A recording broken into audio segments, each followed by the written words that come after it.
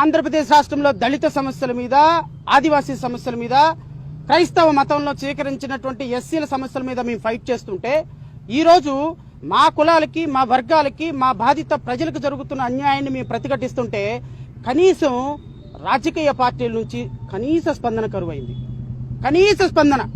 నేను అడుగుతున్న ప్రతిపక్ష పార్టీ జగన్మోహన్ రెడ్డిని అడుగుతున్నా, మీరు ఈరోజు క్రైస్తవ సంఘానికి క్రైస్తవుల ఓట్లన్నీ కూడా, ఈరోజు దళితుల ఓట్లన్నీ కూడా 40% ఓటింగ్ తీసుకున్నటువంటి మీరు ఆ సంఘాల్లో జరుగుతున్నటువంటి వ్యక్తులకు వస్తున్నటువంటి కష్టం మీద ఎందుకు స్పందించటం లేదు? ఎందుకు స్పందించటం లేదండి? మీరు దళిత క్రైస్తవుల సమస్యల మీద మీకు అవసరం లేదా? ఒక నలుగురిని ఢిల్లీ పంపించేశారా? ఆ నలుగురు మళ్ళీ అక్కడ ఒక లెటర్ రాసి వెనక్కి వచ్చేస్తారా? భారతీయ జనతా పార్టీని 1950 ఆర్డర్ తీయమని మీరు అడగరా? మీకు దళితుల ఓట్లు, క్రైస్తవుల ఓట్లు అవసరం లేదా?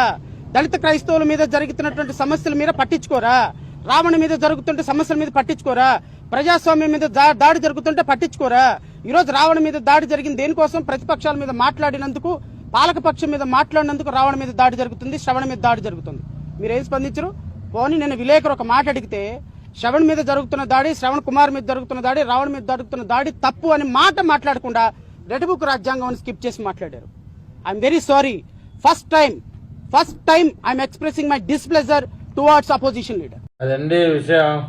మొత్తానికి క్షవరం అయితే కానీ వివరం తెలియరాదు మన జడ పదార్థానికి.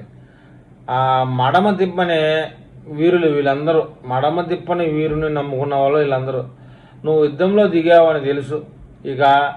ఇక పక్కపక్కలు బౌన్సర్లు నీ చుట్టూ వెనకమ్మటి కేఎస్ ప్రసాద్ గారి అభినందన, అంబేద్కర్ కామెంట్లు, చెట్టెక్కించాడని నవ్వుకున్నావు కానీ అది మునగ చెట్ట లేదా ఏమైనా చూసుకోవనిలే జడశ్రవణ్ గారు. వేరే కేసులు వాదించి 10వ పరకో వచ్చేది ఈ దీంట్లో పడ్డం కన్నా. ఇప్పుడు ఆంధ్ర అంతా గెషప్ గారిని యేసుకు పాదయాత్ర చేయని చెప్తున్నారు. మొత్తానికి 40% ఓట్లు అన్ని క్రిస్టియన్ ఓట్లేనా? అందులో ఇంకెవరూ లేరా? మొత్తం ఆంధ్రప్రదేశ్లో 40% ఓట్లు లేనప్పుడు ఇంకెందుకు భయం? అసలు అన్నీ పక్కన పడదేగానే నేను ఉప ముఖ్యమంత్రి అని నువ్వు జగన్మోహన్ రెడ్డి మాట్లాడుకొని మొన్న ఫిక్స్ అయ్యావు కదా, అంతలేక జగన్మోహన్ రెడ్డి గారి మీద ఈ ఫైర్ ఎందుకు? ఆయన ముఖ్యమంత్రి, నువ్వు ముఖ్యమంత్రి ఫిక్స్ అయిపోయారు. రాబోయే 5 ఏళ్లలో రాష్ట్రాన్ని ఏ విధంగా ధ్వంసం చేయాలని కార్యాచరణ కూడా చేసుకున్నట్టున్నారు. ఆ విధంగా చేయకపోతే నీకు ఉప ముఖ్యమంత్రి అని నువ్వే ప్రకటించుకునే పరిస్థితి లేదు కదా. ఆయనేమో నేను ఒకరితో పొత్తు పెట్టుకొని ముర్రో నేను సింగిల్గా వస్తానంటాడు.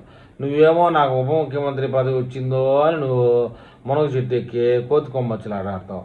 ఈ ఏందో నీ భాష, నీ కథ, నువ్వేమైనా. మొత్తానికైతే నువ్వు మొట్టమొదటిసారిగా జగన్ని, అంటే జగన్ పంచన చేరినప్పటి నుంచి జగన్మోహన్ రెడ్డిని వ్యతిరేకించడం ఇదే మొదటిసారి. ఇక మొదలవుద్దులే.